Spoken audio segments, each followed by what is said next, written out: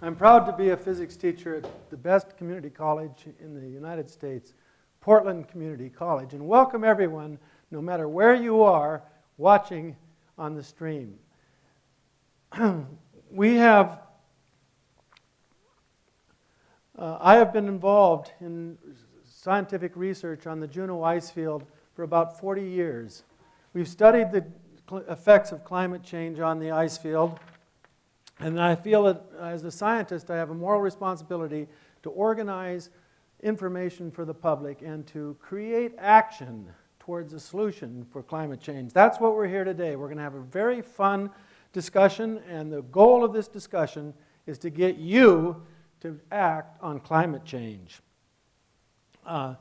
There will be a lot of places watching today, and so I'd like to welcome everyone around the community of Oregon and elsewhere to this.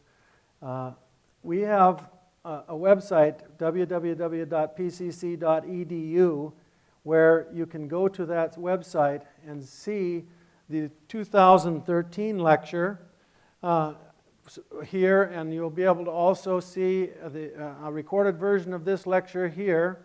And also for any teachers in the audience, we have a global climate change curriculum, extensive 30 hours of PDUs for teacher education, available soon on this website, the PCC website.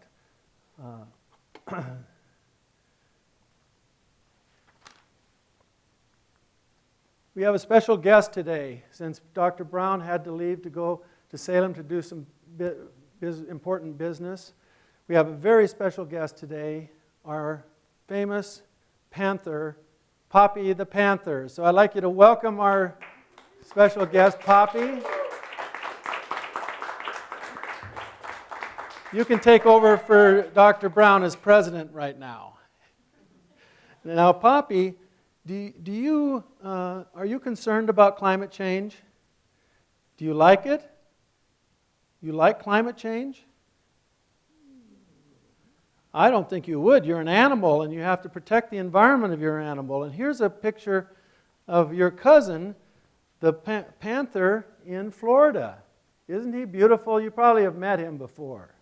Well, you know what? His range in Florida is considerable, and it's a real success story in Florida for the panthers. In 1970, there was 20 panthers in existence in Florida, and now, today, there's 160, a tremendous growth in the number of panthers, and you can see clearly in the green here, the range of the Florida panther is from the very southern tip all the way up into the midsection of Florida. But the range of your buddies in Florida are threatened by climate change.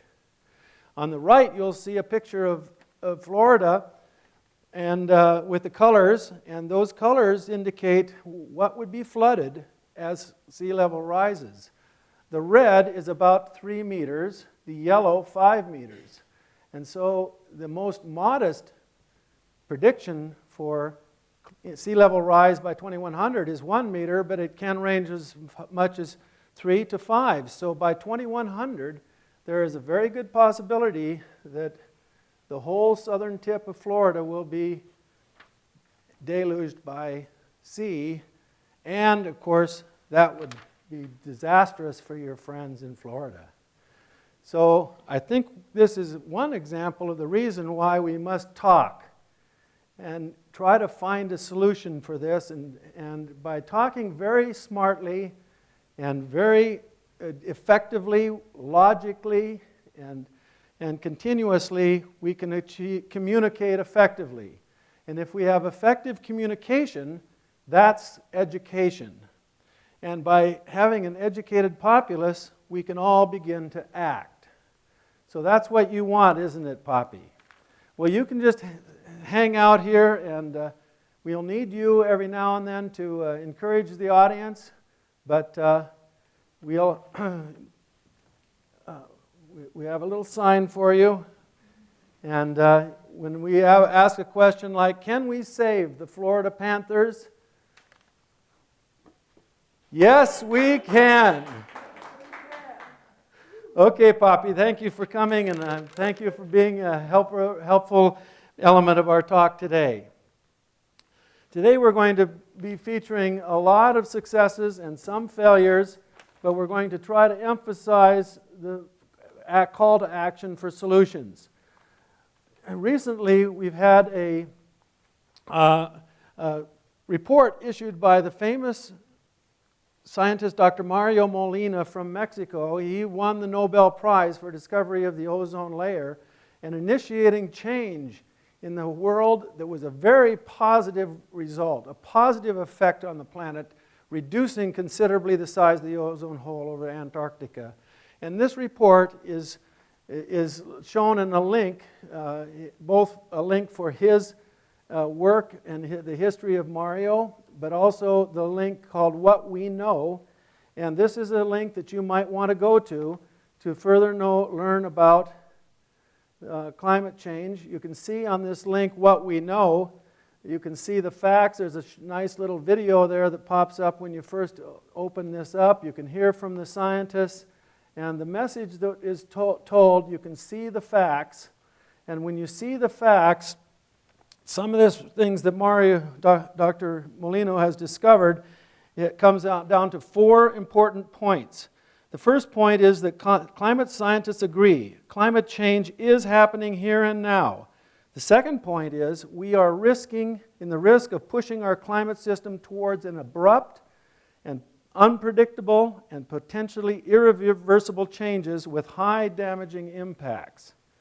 Third, the sooner we act, the lower the risk and cost, and there is so much we can do. By making informed choices now, we can reduce risks for future generations and ourselves and help communities adapt to climate change. People have responded successfully to other major environmental challenges, such as acid rain and the ozone hole, with benefits greater than the costs. And scientists working with economists believe there are many ways to manage the risks of climate change while balancing current and future economic prosperity. That's what Dr. Molina's extensive study has shown. And we hope that, that you will have a chance to go to that study yourself and look at the many things associated with it. Another study and the conclusion of this study is that we need immediate action towards a solution. Another study recently came out, which is the IPCC report. They have issued 4 reports, IPCC 1 through 4, and the IPCC 5 is scheduled to be issued in October of this year. But there's been 3 sub-reports issued recently, and the last report just recently came out, and if you click on your link here sometime on your own home computer, you'll see that this report is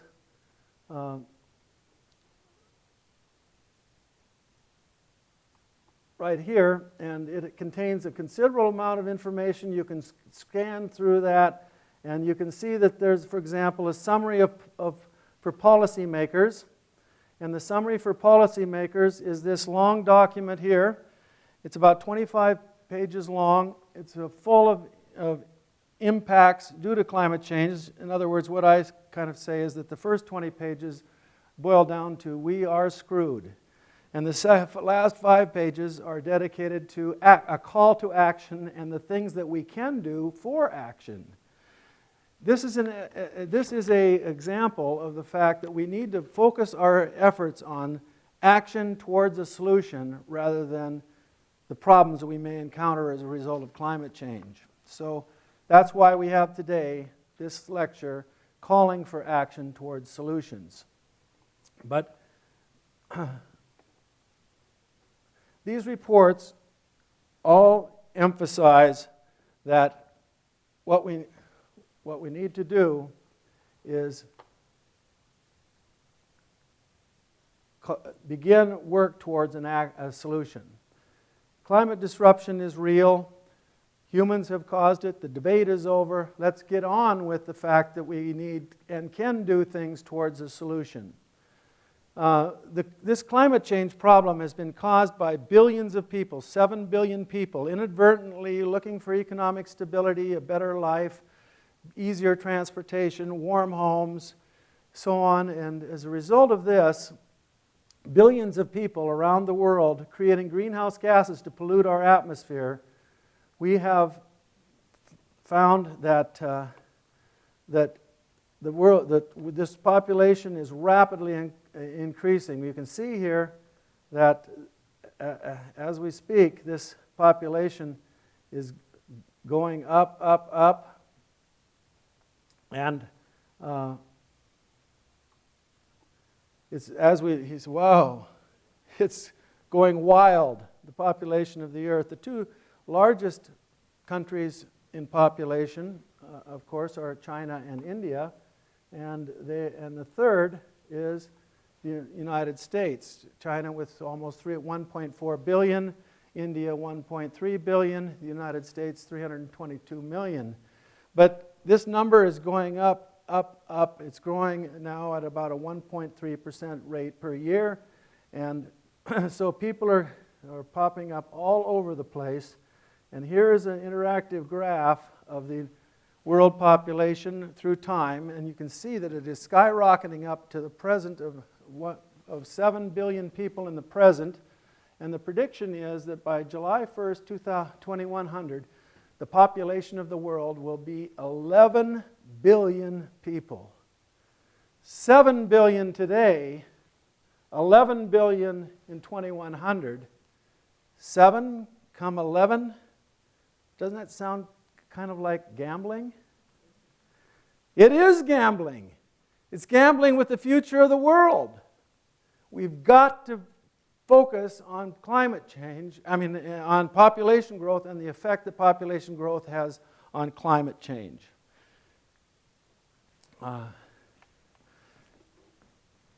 There has been efforts in India and China to help this world population problem. In China, of course, the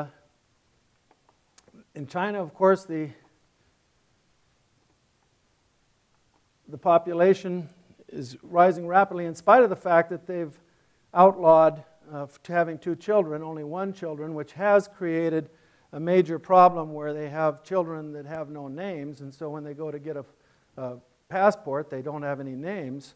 India, on the other hand, has a program called, Hum Do Humari Do, which means 2 of us, 2 of our own. And that is a voluntary program to limit families to having 2 children, which is only of slight success. On Earth Day today, we might also remember that there is a program in India today called Poo Talu. And you might guess what that means.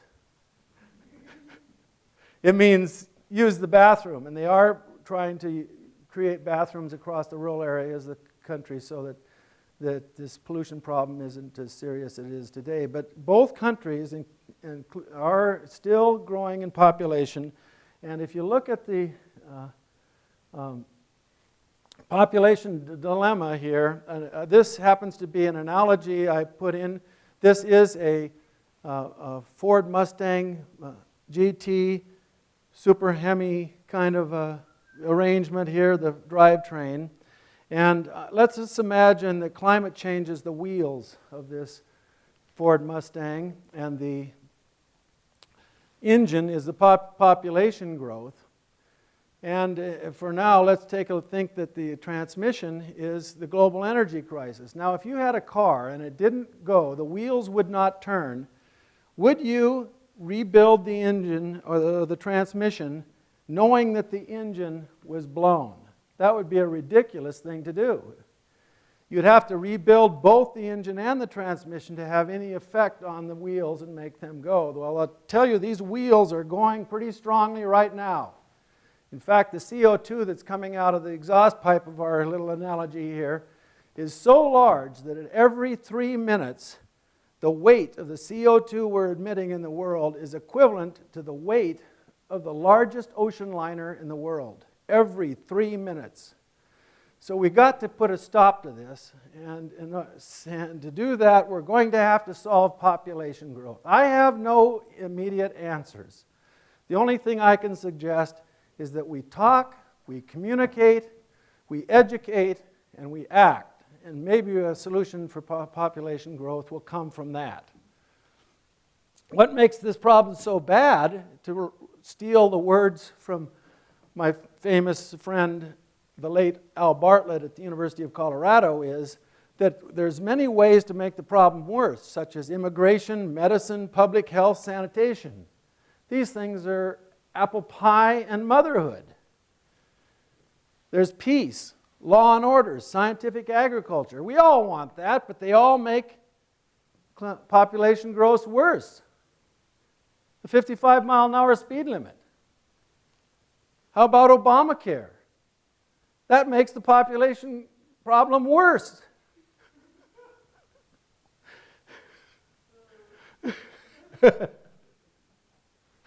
But on the other hand, there's ways to solve the problem. Abstention, contraception, abortion. These might not be all that popular. Small families. Difficult to achieve. Stop immigration. Disease. Anyone like disease? How about promoting Ebola virus? War, murder, famine. Everything that's negative seems to be something that would help. So this creates the monstrous problem we call world population, smoking, and so on. I robbed this from, of course, the late Professor Al Bartlett, and he has his world-famous YouTube with 5 million hits on it. I encourage you to go see. But the point is, we need to talk, communicate, educate, and act in order to find a solution to this, because I ask you, is there a relationship between energy and population? This over here is population in millions. Over here is energy use in the world in exajoules. Energy use is red, population is blue. Do you think there's a relationship between energy use and population? I would imagine so. I think any college student in my physics class would agree, I would hope. And this is the problem, the global energy crisis. The exponential growth in energy throughout the 20th century, and 80% of our energy comes from the fossil fuels. That is the energy problem in a nutshell. And those fossil fuels are creating the engine for carbon dioxide emission. You can see that the total amount of carbon dioxide emitted is going up drastically, including petroleum, coal, and natural gas. Of course, natural gas is better than petroleum and coal, but petroleum and coal globally are about equal, and so we need to attack both petroleum and coal in order to have any effect on the rapidly raising emissions of carbon dioxide in the world. Where do we get these emissions? Where do they come from? These are a series of pie charts, and we have to attack these pie charts. Some might call it a war on carbon dioxide. And to me, the important thing to note is that the pie charts have large segments: electricity and heat, 46%, transportation, 23%, and industry, 20%. So we should focus in every source, but particularly we need to focus on the large ones, in particular the creation of electricity, mostly from coal, and the heating buildings. And by attacking the largest portions, we can have the most effective, immediate reduction in carbon dioxide globally. Fortunately, there are about 1,000 to 1,200 large-scale sources of carbon dioxide in the world, predominantly creating electricity for people. And that attributes to half of those 1,200 sources attribute about half of the carbon dioxide in the world. So it would be possible to focus on these old, aging coal plants. And as they come to the end of their life, instead of extending their life we can perhaps transfer their energy sources into new green energy sources that we'll be discussing throughout this program. Again, power stations, industrial processes, and transportation fuels create the major section of greenhouse gases as well. What about China? Guess which source is red? Coal. And people wonder, will there ever be clean coal? But another point of China is that China's doubling their energy use every 8 years. Here in 2004, it was about 1.5, and in 2012, it's about 3. So about every 8 years, the energy use in China has been doubling. And this is a problem because, as you can see, most of the gain is through the use of coal.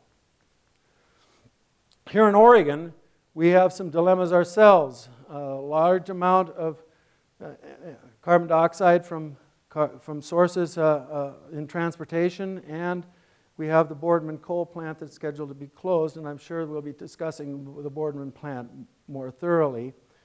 But one of our speakers, Bill Bradbury, was involved in the 1995 Oregon Climate Action Plan to reduce carbon dioxide emissions in Oregon by 10% below 1990 levels by 2010. But as you can see, the levels of carbon dioxide in Oregon have not gone down at all in the last 20 years. This is good that they have not gone up. This is bad that they have not gone down. So what we might have to do, in my opinion, is rethink the goals for Oregon, create new goals and an effective way to achieve that. So this is directly from the Oregon report, governmental report, and it's some bad news. But we also have a lot of good news coming in this discussion today, but we need to focus on the bad news as well as the good.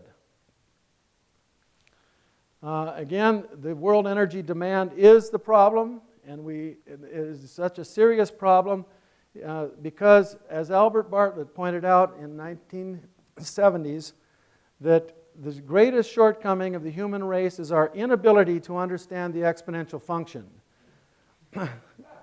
It is math, but it's not that complicated. Here is the world energy use plot from 1900 to 2000 in the black. This conforms perfectly with exponential growth at a rate historically of 3.6%. The question is, as we go from 2000 to 2020, what percentage growth rate should we have in world energy demand? And the fact is that what we've seen up until 2010 was that it has grown at a lower rate than 3.6, about 3.2, but I've drawn 3.6 here. So you can see that this area would be the amount of energy used between the period 2000 and 2020. And this is exponential growth, and there's a problem with exponential growth. And that problem is that if we used 1 unit of energy in the year 1900, we have a doubling time of 20 years. So we'd use 2 in 1920 for a total of 3, 4 in 1940 for a total of 7, 8 in 1960 for a total of 15, 16 in 1980 for a total of 31, and 32 in the year 2000 for a total of 63. How much would we use between the period 2000 and 2020? 64. More area, more energy in this 20-year period than in all the history of time. That is Al Bartlett's forgotten fundamental of the energy crisis. That we are on track, the world is on track to use between 2000 and 2020 more energy than the amount of energy the world has used in the entire history of the world. This is an immense problem.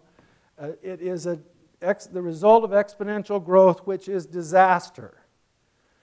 This is evident here with this ever-climbing world energy demand. This is the problem. This is the target for our efforts. We have many studies about the future of fossil fuels, and you can go to the web and find these. The present on this study is right about here. We have a series of studies. Present on this study is right about here. Present on this study is right about here. Present on this study is right about here. Here's another study, and the present is right about here.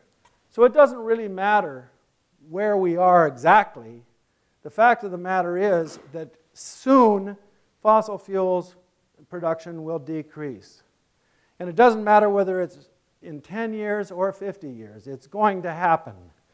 Coal is even questioned as to whether we've reached peak coal. At the Boulder, Colorado newspaper and an environmental organization in Colorado issued this report questioning whether we have reached peak coal in the United States, because since 2008, coal production in the United States has declined. It doesn't matter whether we are at peak coal or peak oil. Someday we'll have to get off our addiction to burning fossil fuels and transition into a sustainable energy future. This is just a visionary graph of population stabilizing around 7 billion people. The UN believes we can stabilize around 2100 to about 10 billion people. That'll be what they predict. But you can see that this total energy demand must go down because coal, oil, and natural gas all decrease to a very 50% factor in the year 2100. And that what's taken up is by renewable energy sources, wind and solar, and continued use of nuclear power in the red to make up the difference with a stabilized and sustainable energy future for the world. This is what we want. This is what we must have. We must declare war on carbon. And in fact, Richard Branson is so excited about this concept of declaring war on carbon that he has created a carbon war room. And you can go to this link on this PowerPoint, and you can see that he has a carbon war room set up, and it's a very nice website that has all kinds of news about renewable jet fuels. So whether you're a citizen, an entrepreneur, an investor, or with industry, you can join the conversation and participate in Richard Branson's Carbon War Room.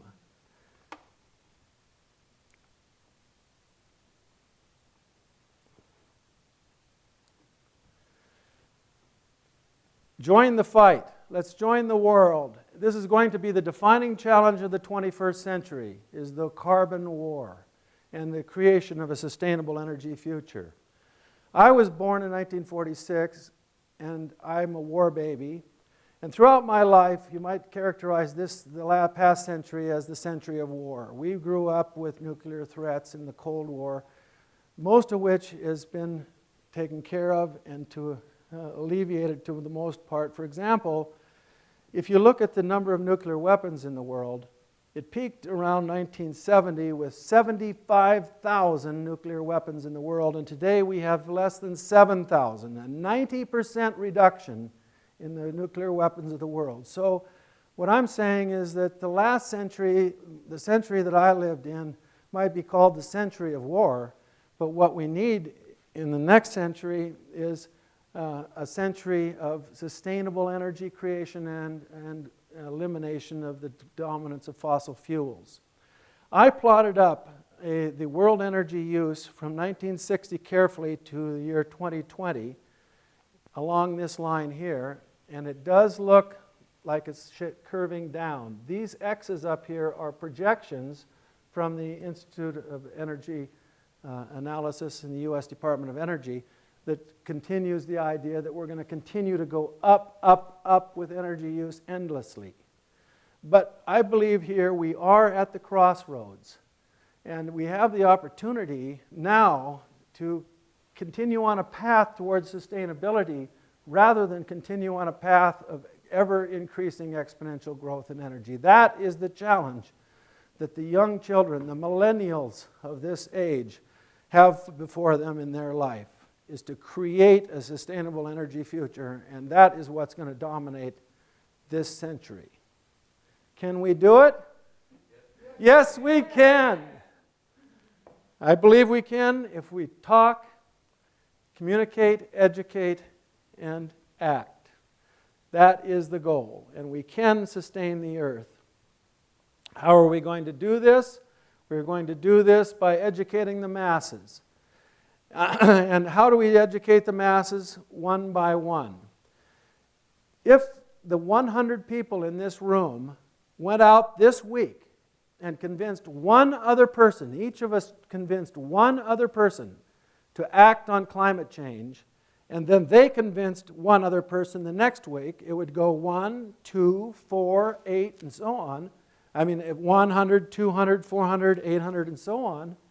How long do you think it would take before we had 7 billion people in this world acting on climate change? This is the miracle of exponential growth. It would take 6 months. So next year we could come back here and there would be 7 billion members in the Army on the war against carbon. That's the goal today. And in order to teach people individually, one by one, how to act and achieve a solution to the carbon war, we have our first additional speaker from the Northwest Energy Institute, Lacey Cagle, who is going to talk to us today about the curriculum that they have to convert your life and your efforts towards a green future. So let's welcome Lacey to the stage. Thank you, Lacey.